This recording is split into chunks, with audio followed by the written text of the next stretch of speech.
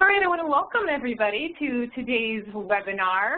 My name is Veronica Buckwalter. I'm a project director for the National Student Attendance Engagement and Success Center. I want to welcome you to today's webinar titled Learning from the Field, Examining the Impact of the Student Success Mentor Initiative. So before we begin, I'd like to share some brief details about today's webinar. The webinar will last for approximately 60 minutes with time built into the end for questions. Everyone has been automatically placed on mute upon entry into the webinar, and only our panelists will be unmuted throughout the course of the presentation. Therefore, if you have a question during the presentation, please feel free to utilize that Q&A panel, which you'll see in the bottom right-hand corner of your screen.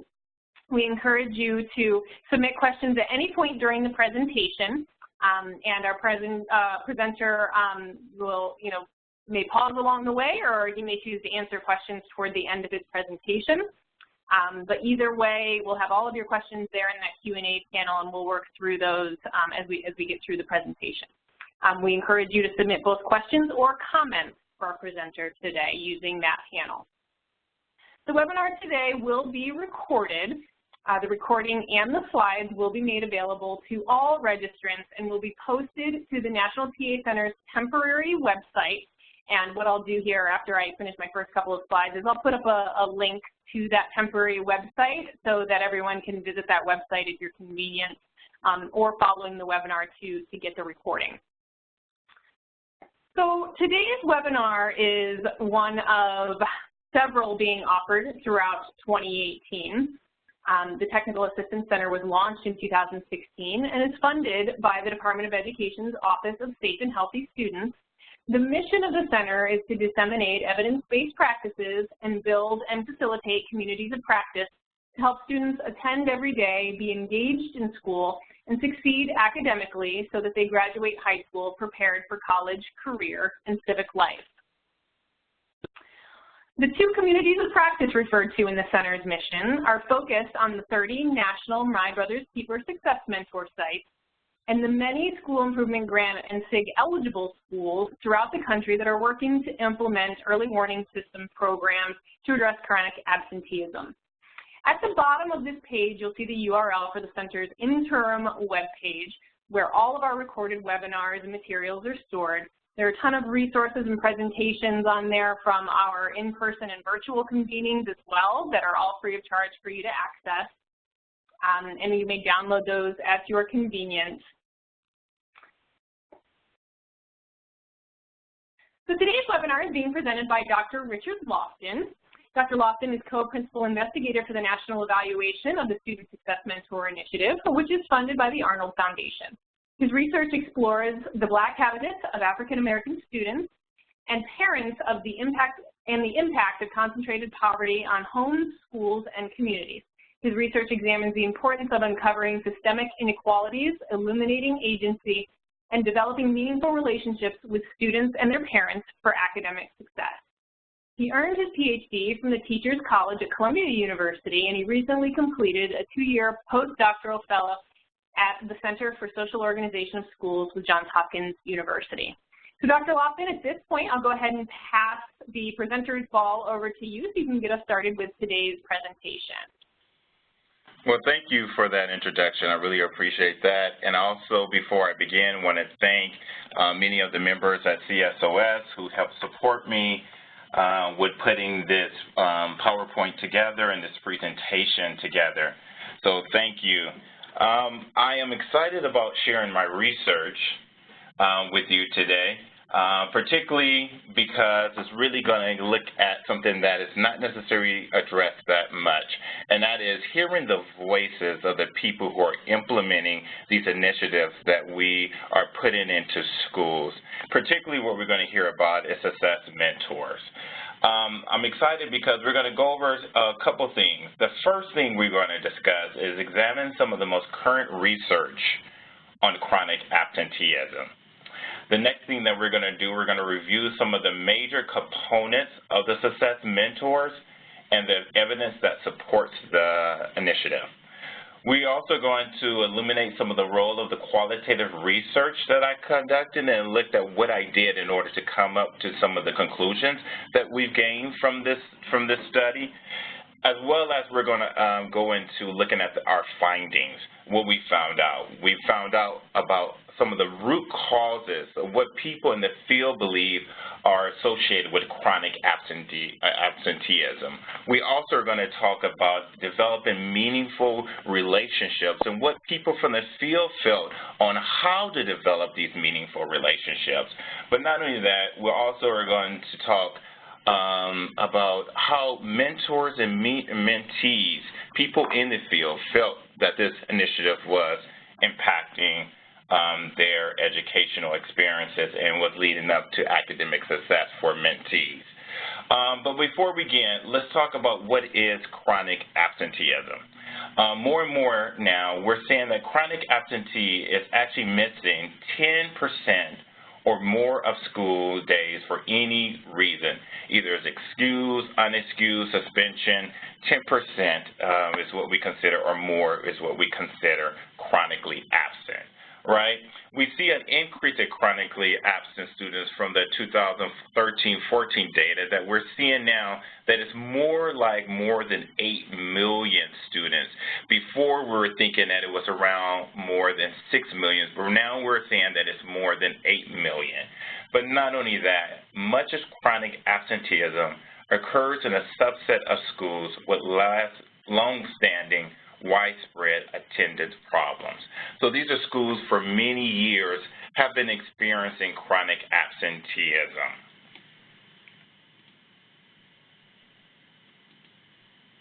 All right, why is chronic absenteeism such a problem? Well, what research is constantly telling us is that chronic absenteeism lower achievement, it lower course grades, it causes teachers to suspend instruction while waiting for absentee students. But not only that, by waiting for absentee students, students are not able to move on. This is particularly, we see this in math, and that we see that often that teachers try to bring students up to speed, the ones that are chronically absent, but at the same time it's taken away from the time of students who are in the class who actually come in every single day. So it's that, trying to deal with that as well. Schools with many chronically absent students are less likely to meet and improve on key academic metrics as well. But that is not only that. There's a ton of research that we can look at that really shows how chronic absenteeism is actually hindering learners.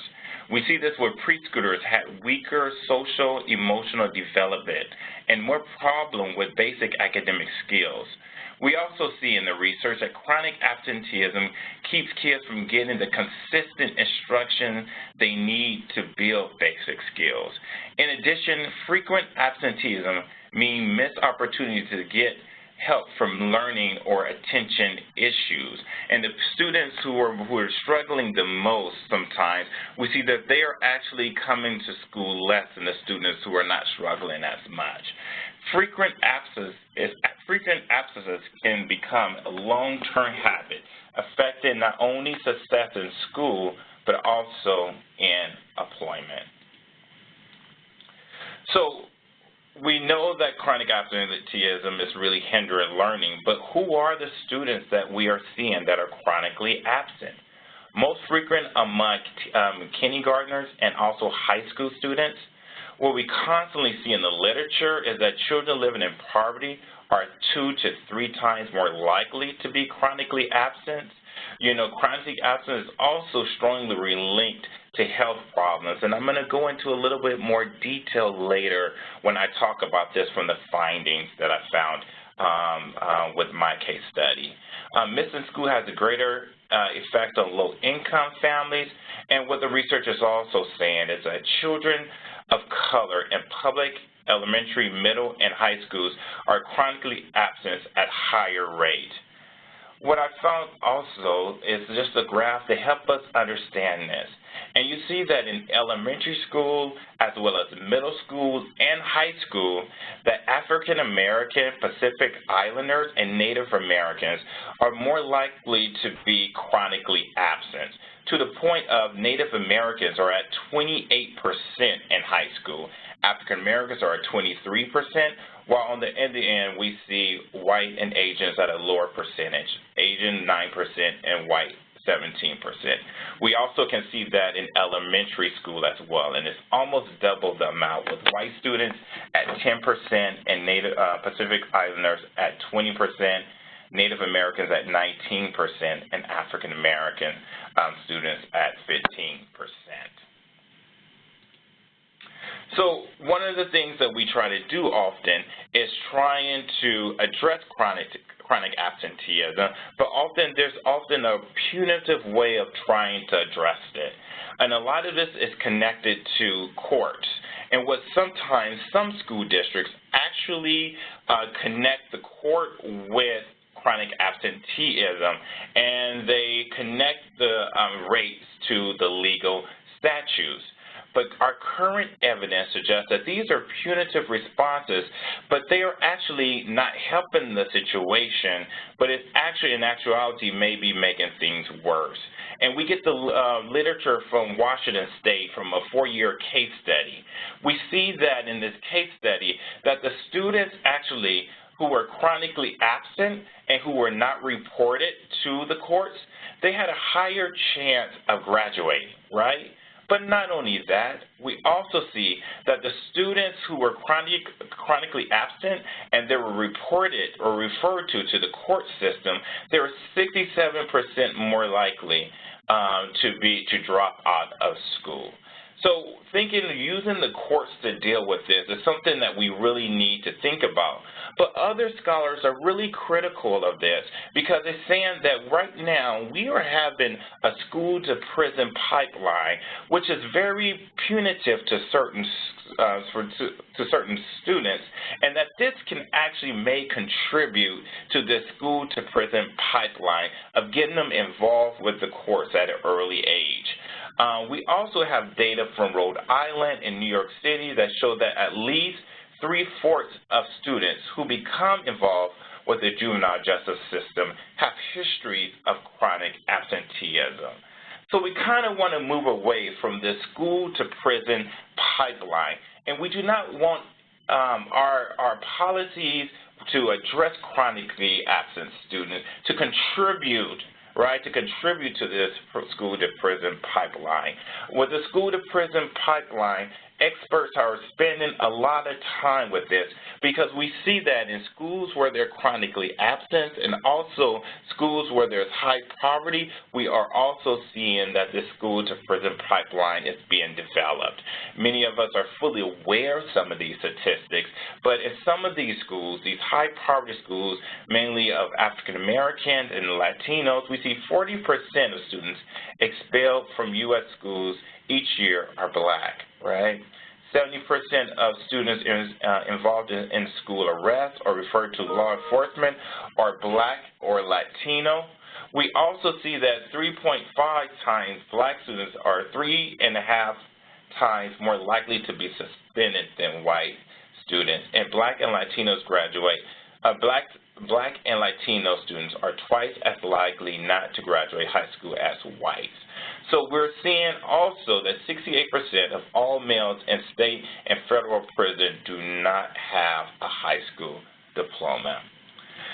But we're also seeing that there's a racial component to this as well. 60% of Black or Latinos make up 60% of the incarceration rate, while they're only 30% of the population.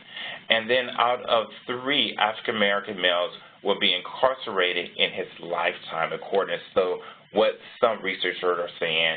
And then 1 out of 6 Latino males will be incarcerated in his lifetime. So the work that we must do, we're acknowledging that, yes, high absenteeism, but these high poverty schools have often have this school-to-prison pipeline where many of our students end up to be adults and many of them are ending up But the most important thing I want us to think about this is when we think about the school-to-prison pipeline and we think about the color of mass incarceration, we have to think about the devastating effect it has on communities, on families, and friends. And some of the research says that when people, when family members, and with friends, and when community members are going to prison, that in actuality, many of them families and communities, as well as their friends, are also connected with them by going into prison as well. So we want to stay away from that school-to-prison pipeline and the mass incarceration, and we do not want chronic absenteeism to be part of the courts in any way of using punitive reforms or using reforms to help students get closer to the court system, right? So what do we do about that, right? What do we do about how do we address chronic absenteeism? And I think one of the ways to do that is to build meaningful, loving, caring relationships where we're moving away from punitive reforms and connecting to reforms that actually develop meaningful relationships with students, develop quality time for students, allow students to have a sense of belonging within schools, and identify some of the root causes and aim to use resources in the school or community to meet those needs. And we try to do that with Success Mentor Initiative. So Success Mentor Initiative, there's three major components that I want us to think about when we think about Success Mentor Initiative, right? The first is consistent and continuous school-based mentoring. Help address some of the underlying causes of students' absenteeism. Provide students with a person in the school where they know, who care, and support them and are with them in school. But not only that's one component, but the second component is as well as help link students with existing resources and opportunities when we figure out what is going on with students, right? And the third part of this initiative is really weekly data review and student school response meetings. So when you think of Success Mentors, those are three major components that we try to implement in schools to try to address chronic absenteeism. The great thing about it is that these three components have had success, right? We're talking about data that really support this, and we're getting this data from New York City. We are finding out that students who had a mentor and who are chronically absent actually increase on average additional 9 days of schools. Well, even more exciting and more, exciting when we think about it is the top 25% of schools, students with Success Mentors gained additional month of school, right?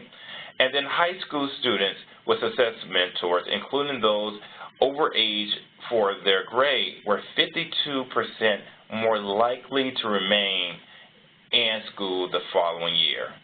But not only that, from those numbers, we also found out that through surveys that mentees report that they liked having a mentor, and that mentors helped improve their attendance, their schoolwork, their motivation, and also their confidence, right? But also we also discovered that students who exited chronic absenteeism were 20% more likely to remain in school 3 years later. We also discovered that students who were chronically absent who kept on being chronically absent saw a decline in their grade, while students who exit chronic absenteeism by having a mentor actually went from 72% to 73%, right? And then the GPS students who continue to not be chronically absent continue to improve in the second year after exiting chronic absenteeism. So we're seeing some success with this model, with Success Mentors mentoring and developing meaningful relationships and moving away from punitive reforms.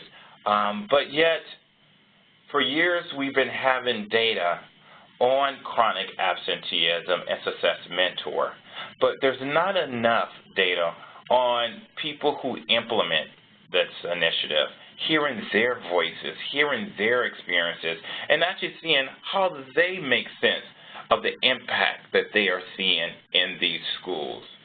So that's because of that, that was my role. I wanted to know, I wanted to go into schools and talk to mentors, talk to teachers, talk to school administrators, as well as mentees to understand how they're making sense of success mentors. I was led by 3 questions. The first question, what do participants consider root causes of chronic absenteeism, right? The second, how does the Success Mentor Program enhance school culture? And the third question that I wanted to raise is, what is the impact on mentors and also on mentees? So for this, I did a case study in a southwest city. I interviewed 12 mentors. I interviewed 10 mentees, 3 principals, as well as 3 school district leaders. It was a total of 28 interviews. In these interviews, with adults range from 1 hour to 2 hours, and with student interviews, it was 15 to 45 minutes. All interviews that I conducted were recorded and also transcribed, and I used the online software to store the data and analyze the data and develop codes using the software to do. I spent many hours and time coding and recoding the data, looking for common themes with the data, but I kept at the center of this analysis of trying to understand, looking for emergent things that shed light on the causes of chronic absenteeism, how her relationships were developed within the school, and also the impact of success mentors. So what did I find while I conducted this research and analyzed this research? The first thing is, what are the causes of chronic absenteeism? What I found is in line with what researchers have said for many years, right?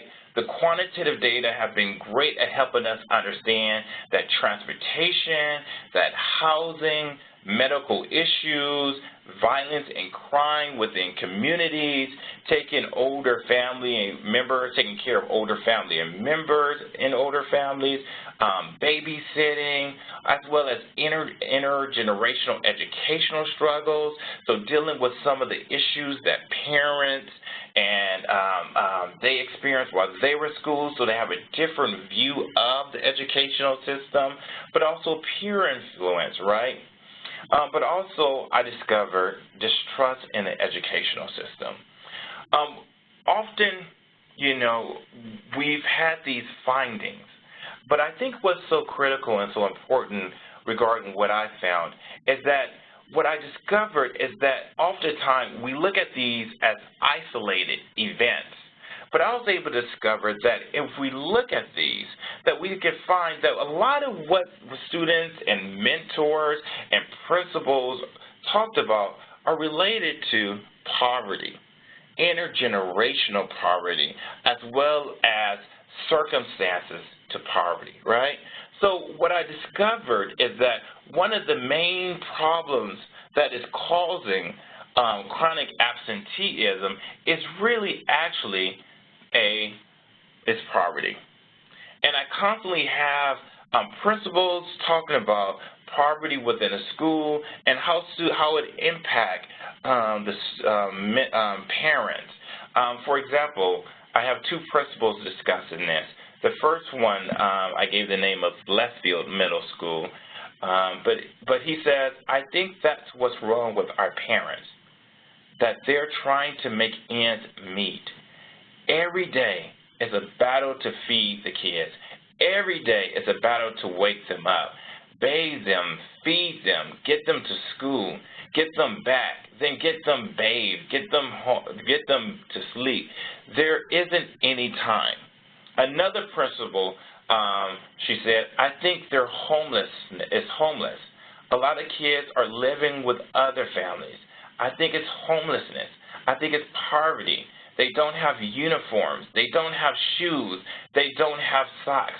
I tell all of my kids, just come in your pajamas. We'll give you something. We'll find you clothes. Sometimes I think it's just that they don't have water, running water, electricity. I think some of them are being raised by their grandparents.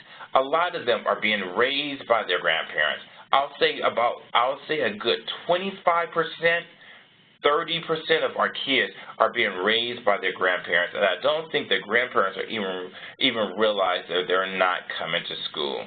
And so these are just two principles talking about the impact of poverty. And poverty in some ways is giving them this whole survival, trying to survive, and by trying to survive, it's not allowing them to devote the time and energy in ensuring that their children or their grandchildren are at school every single day. But it's not just the poverty, I think, that is so important, but also it's an intergenerational poverty, right? So it's not just one family that is generation is dealing with poverty, but the research I discovered talking to the people in the field is they talked about the cycle of poverty as well as the grandparents dealing with the same poverty and children and raising children to confront some of this. In the second quote it says, they have the same issues that everyone else has. But I do see that we encounter a lot more problems with the family, a lot of homelessness, a lot of grandparents raising their grandchildren, just a lot of poverty. I think more than what you could find on other sides of town. It's just a bit more prevalent here. Prevalent here. So this is just another example of mentors and also an assistant principal discussing the impact of poverty and how poverty is impacting students who are chronically absent. This is a mentor, and she's discussing her mentee, and she was saying that the mentee, she was able, by being a mentor, develop a relationship with the mentee. But through this relationship, she was able to discover some of the issues that she was dealing with. So the mentor says, yeah, this year she started pretty much the same way, where she came to school the first day or so, and then she missed like a week. And she ended up being removed by CPS. The researcher was like, what do you mean by CPS? What removed? And then she responded back, they were removed from their home.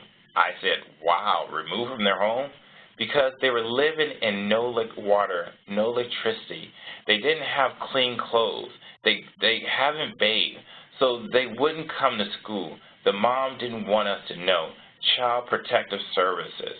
So she ended up being removed. So just an example of a mentor being able to gain information and knowledge on what has happened to her mentee and be able to say something that we really need to address is poverty and the unequal distribution of resources in these communities, right?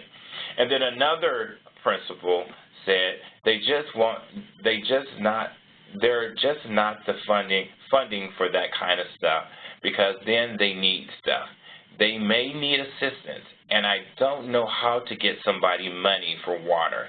I could give them clothes, I could give them food, not forever, but until they find somebody to help them. How do you help them with housing where there are 3 families living in a 2-bedroom house? How do you help them? A lot of it is just tough breaks. So just going back to the circumstances of poverty that students are encountering that is actually related to root causes of chronic absenteeism. And the thing is that we want to just constantly think about, instead of looking at things such as housing or homelessness or lack of transportation, but start thinking about looking at this as poverty that are causing a lot of the homelessness, causing a lot of the transportation in many of these cities that are socially isolated, causing a lot of things that are occurring, and making ways to see how we can address that. Because this is what students are facing, and our principals, mentors are really helping us understand that. But the thing about poverty is that it also causes a distrust in systems, particularly systems that people are in socially isolated areas. And so we get, principals and mentors discussing this, that poverty causes a distrust sometimes in the educational system. And going back to what I was saying earlier, that this is not just an individual student trust, but it's an individual, it's a intergenerational distrust that we're seeing with parents, grandparents, as well as students in many of these cases, but not all, but in many of these cases.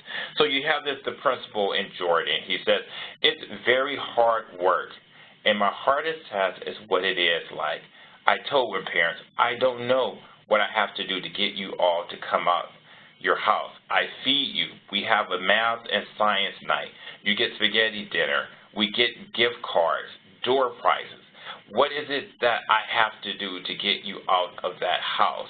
I tell them sometimes maybe I need to come and set up your yard on fire, something to get you out of the house and come up to the school and be part of it. He was joking, but saying, what do we really need to do, right? How do we really develop and build this trust? How can generations really believe in an educational system and in some ways may have not worked in their favor, they may perceive? Another principal says, I do have some kids last year that had medical issues to where they had to be absent, but I think a lot of it is, like I said, just a choice not to come to school. So I think for what I'm figuring out, that poverty and inequalities within certain communities have allowed some of the mentees as well as their parents and grandparents not to really fully believe in the educational system. And sometimes there's unresolved issues with family members, the reason that they are coming to these conclusions. We also have mentees talking about this as well. So we're moving away from just principals and the school administrators to looking at mentors and mentees discussing this. And one mentee said, I think that it's because they don't have no one to motivate them, not as in their parents pushing them, but also teachers here that not so much pay attention to them. So looking at, and even in these high poverty school areas, that they do not believe that teachers are really pushing them to reach academic success and helping them to ensure them that they should come to school on time every day.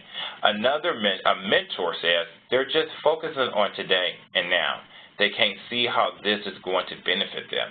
So I think it's just sometimes a lack of, I don't want to say interest, but just they don't have the desire to understand how this is all going to tie up in the end, right? Going back to that distrust, going back to believing in a system that will work for them. And then I was asking a mentee, and I said, why are you chronically absent, And he says, I don't know. I think, but what was so telling about this is what he says, that it's just that I just don't trust nobody. So really getting back to that trust, right, and getting back to one of the reasons that we're dealing with this is a system that some people believe is not working in their favor, and working to unpack what these students are dealing with and how they have come to these conclusions, but also design an educational system that is actually going to work in their favor.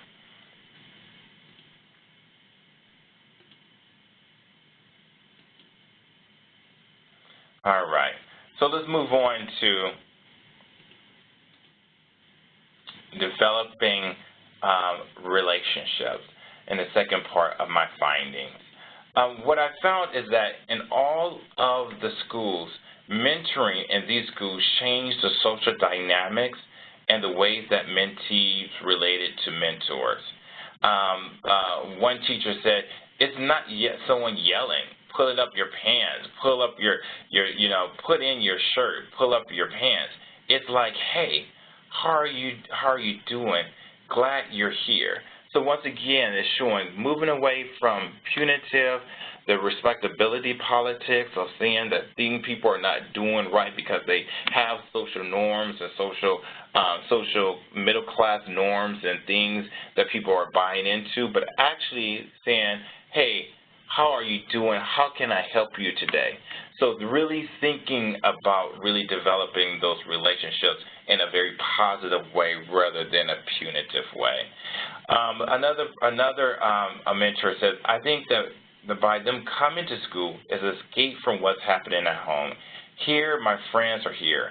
I see my buddies. They see their big brothers, mentors that care for them. And at this school, they had additional mentors who were big brothers, who they felt a sense of belonging because the big brothers came in and they talked with them and they developed a relationship with them. And actually, this mentor felt by her being the community liaison that she actually helped develop a space for students to be able to escape what was happening in their home and community and use the school as a place to develop meaningful, caring relationships in the school. But also, what I constantly found is a term that one of the participants used, and that was homework. Because we get a lot of how to be a mentor. And for them, many of them talked about doing their homework, right? That not just going in and trying to be a mentor, but actually doing the work of connecting, listening, accepting them for who they are, incorporating and valuing them. But not only that, bringing joy and humor and laughter, as well as trying to stay away from deficit framing of students who are in areas, high poverty schools, right? So moving away from that, the negative associations that are often associated with students in high poverty schools, right?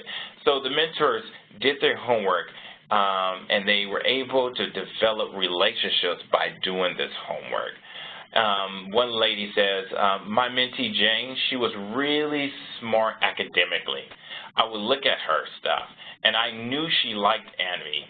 Just by looking at the drawings she would have in her books and stuff. So I looked up some of the stuff that I saw, and I read on some of it.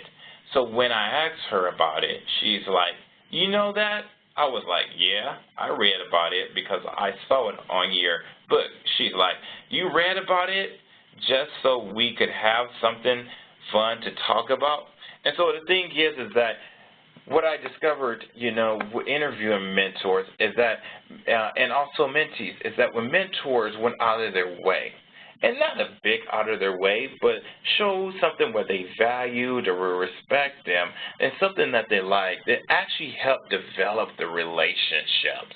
And it felt like it was meaningful and also genuine when they did this. One of the mentors said, and when asking about developing meaningful relationships with mentees, they said, my advice is put themselves in the student's shoes. And I thought that was very powerful. So one component of doing homework is trying to be able to understand what their mentees are encountering, what they're dealing with, and to be open to understanding that, right? Another mentor said, we were coming from a place of power, privilege, and not having to worry about any of these problems, to immersing ourselves in it, spending the first 5 years understanding it, which we are still finishing that part of it. So this mentor actually and his family moved actually into an urban area, and they acknowledged that, hey, we were at a place where we were in an area of concentrated power, concentrated privilege, and there was many things that we did not think about. But by us living here, by us learning and immersing ourselves with the community, we're getting closer. And he's the first one to admit we don't have the answers and we don't know everything, but we're getting closer at actually developing the relationship so that we can actually connect with people in this community and connect to better understand what are some things that they are encountering and how do we work together to address some of these issues and be a better mentor. But not only that, often what mentors discuss is actually talking and listening. And so for me, this is very important because I think one of the major things that we're learning with the evidence-based research is allowing students to have voice. And by allowing students to have voice in meaningful relationships in schools, we are seeing some success, right? And we know that relationships are the superpower when it comes to getting that evidence-based research to help us understand and see some of the differences. And so many of the mentors spend time discussing of just listening and valuing what they have to say. And respecting what they have to say. And another thing also while I'm talking about this is one of the problems with social isolation, right? One of the things that stop people from really interacting is because of poverty has allowed social isolation to occur where people are not talking to each other. People who are in high poverty schools, who are students who are in high poverty areas are not actually interacting and talking. And so to really illuminate these voices, and this is what this initiative is actually doing in some ways, it's helping so that we can listen and also hear what students are having to say. All right. So the impact of mentors and mentees and mentors, our last point that I want to bring out from our findings. We also are seeing that all mentees express positive relationships with their mentors. They felt that their mentors encouraged them to come to school and help them develop social and emotional skills. I love this quote from one of the mentees. He said, "We're learning to be confident. We're learning to be respectful. We're learning to believe in ourselves so that we can be successful at whatever." Another mentee said, "We have a real good connection, so much as in he taught me stuff and I taught him some kind of stuff, school stuff that can help me outside of school." And you constantly would see this, and I think I'm going to try to hit on it even more later on, is that by developing these relationships, mentees actually like to contribute and help out.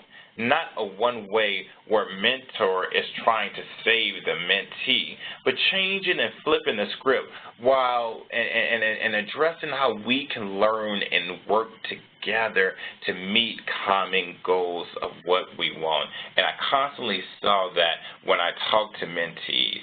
And another mentee said, when I first met Mr. Rogers, it was kind of like weird at first. But he was always one to joke around with everything. Everybody could be so serious, and he could just say a joke, and that's how personally I am.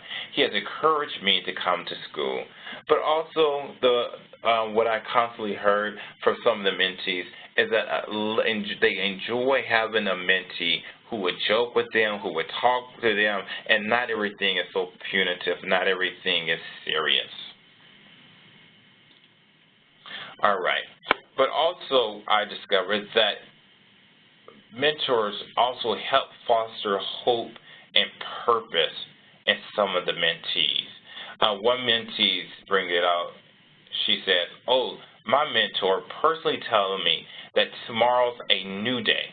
Tomorrow we're going to learn more stuff. Tomorrow we're going to get more into what we've learned yesterday." Almost as if you're hearing a story and it's time to leave and you want to know more like you want to know what happens next. You want to know how it ends. You want to know how it started. And this is just a mentee who was saying that her mentee is encouraging her coming to school, but that encouragement has actually left with her hope and purpose of coming to school and wanting to come to school to see how the story is going to end. But not only that, mentors also gain benefits from this. And that's getting back to something earlier, that they find more purpose. When I talked to mentors, they talked about having more purpose when coming to school. They felt good about helping students. But not only that, they felt important because mentees were actually respecting them in a certain way and looking up to them and made them feel important and notice them as well. So really actually returning the gaze, where they were both able to see each other within the same school, which is actually a powerful thing. So it's like, wow, I'm so important. My kids notice all these things about me. They come to believe that you really do care about their education. So they want to come see you every day. Even when they're sick, they want to come to see you. So I'm just thinking that it's very important that what we're finding with this initiative is it's not just a one-way street, that actually mentors are feeling the impact of it and having positive responses, but also we're seeing mentees are also really benefiting, wanting to come to school even more, and having that relationship and value and respecting their mentor as well. So one of the things that I noticed is that mentors were actually, mentees were actually faced with a cluster of challenges, as we talked about earlier when we talked about the circumstances of poverty and what our students are dealing with in high poverty schools, right? And they were not afraid and ashamed to address it, and they spoke about it a lot. One person says, everything together makes it almost impossible for someone. Not impossible, but unbelievably difficult for someone to be successful from this neighborhood. And so what the mentors were really aware of that, but they didn't leave it there. The mentors didn't stay in their role, right, as just a teacher, but they actually were all about connecting to relationships, what I discovered. And one of these mentors said, we become the social worker when you need to be the counselor. When you need to be the police, we are the police. When you really need us, you will see, when you really need to. So this quote, and connected to a few other quotes, is that because of some of the issues that people are facing, that the mentors, principals, as well as mentors, perform different roles in order to really develop those relationships that are needed, in order to develop that hope, in order to develop that purpose, in order to try to cultivate a sense of belonging in schools. What I found within the school district is that these mentors went beyond the call of duty. At least 4 of the mentors did a lot of things outside of the work in schools. These mentors, 4 of them, they actually lived in the community, and they were deeply rooted and connected to the community, and they were agents of active change. In some ways, they were trying to fight back the systemic inequality that students were facing, and also trying to help develop pathways so students can reach upward mobility. What I discovered is that these mentors were so committed that they wrote and received grants to attain additional support outside of this initiative, but also to support this initiative as well. Some provided T-shirts, meals, even did additional social clubs to help chronically absent students and students who are facing challenges in these schools, right? Students dress in nice, they helped some teachers, they helped some students to dress in nice clothes and go to expensive, exclusive dinners and nights on the town. Some of them fed some of the students in the community. There was just this love and this passion of people in the community who wanted to do this work. They also took time to go to movies and sports events. Some even went, one of the mentors went to court to support families in schools. And then the same mentor went to a school, doctors wrote them to doctor appointments, and also was able to really help talk to doctors and be able to communicate with some of the parents and also the students about what the doctor was saying. Actually, in some ways, kind of translate, making sure it's culturally sensitive, and mentors as well as their family members were able to understand this. But not only that, there's also some mentors who actually heavily was involved in the community, and they worked with Black fraternities and sororities to help some of the chronically absent students and also students who were in other programs where there was a mentoring component. So I'll say that these mentors not only did implement the initiative, but they were committed to really making a change, and they were active agents. An active agent in the school. And one example of this is Ms. Jackson, who was a community liaison in charge of the mentoring program at Jordan Middle School. And she says, I reached out to the community. I was asking each organization to pay for their boys' meal. Mr. Green, an owner of a restaurant, he said he decided he would pay for all the boys' meals, and he rented us a limousine van to take them to Kenny's Steakhouse. And she later on goes and say, so the meal was paid for. During the sessions of my brother's keeper, I taught them table etiquette. I said, because we're going to a 5-star restaurant, you have to have table etiquette. So for these 3 sessions, we did table etiquette. So the point is that these mentors went far beyond and was involved with really trying to make a difference, of really trying to develop those mentoring, loving relationships, and understanding that some of the issues that students were encountering in school, if they had more time and events to really work and develop and with community as well as initiative that develop relationships, that we will see, they felt that they would see a difference with chronic absenteeism, but also with academic outcomes. So before I end, let me just say, improving the initiative, they discussed, make sure the program starts at the beginning of the school year. Bring more celebrations. They said bring more celebrations together throughout the year with school administrators, mentees, mentors, and family members. Fully develop meaningful conversations with mentors, parents, and family members. And there was this big push of, this is great when it comes to within the school, but also we also know that it's about the community as well, and connecting the community to Success Mentor Initiative. So we have to constantly work on that. Additional funding to mitigate some of the circumstances of poverty that students face and provide additional contests and celebration. So acknowledging the poverty and issues that's going on, but trying to find out ways to mitigate that. And also, some of the mentors talked about connecting grant opportunities to this initiative. So I want to just leave you with poverty. I felt when I really examined the research and spent time was the main reason why students are chronically absent in these schools. Developing relationships with mentees means taking the time to get to know their individual struggles and cultural understanding of their social world, of making sure doing that homework that we all can do.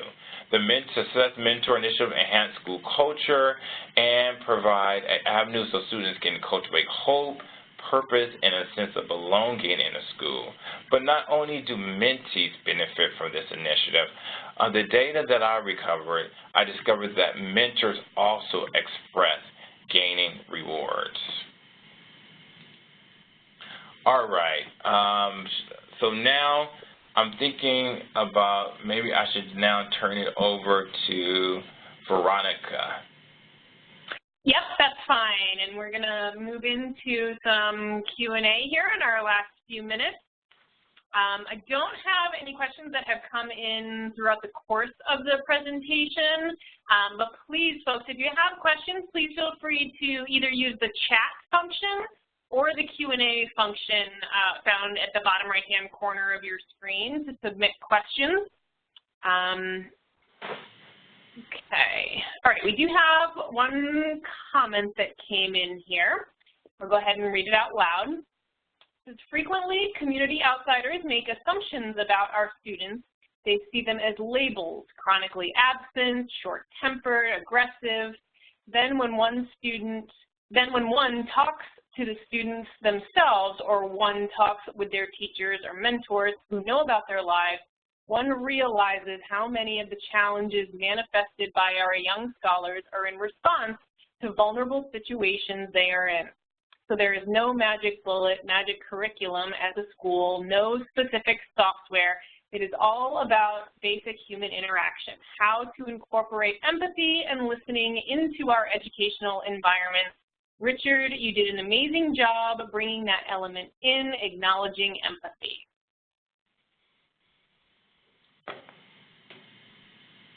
Hello? Yep, we're here. Okay. Oh, well, thank you. I really appreciate that. Yeah, you know, when I'm in the field and really talking to mentees and also to teachers and principals, you get to see there's so much more that we really want to address this issue. I'm committed to really addressing chronic absenteeism. You know, we know that it hinders academic performance, but I think there's a larger story that's going on, and I want to continue doing this work of unpeeling and understanding some of the issues that chronically absent students are facing and ways of how to address that. But at the same time, let's look at them as resilient, vibrant individuals who are maybe dealing with a cluster of factors, but yet they, you know, that there's room for hope, you know, there's room for purpose, and there's room for sense of belonging in schools, and trying to help develop that within schools so that students can reach academic success. Great, thank you. I don't see any other comments or questions coming in. So I'll go ahead and thank Dr. Laughlin for being here to present to us today, and thank you all for attending. We hope you found this information really helpful and informative as you're thinking about maybe kicking off a success mentor program this year as the school year gets started.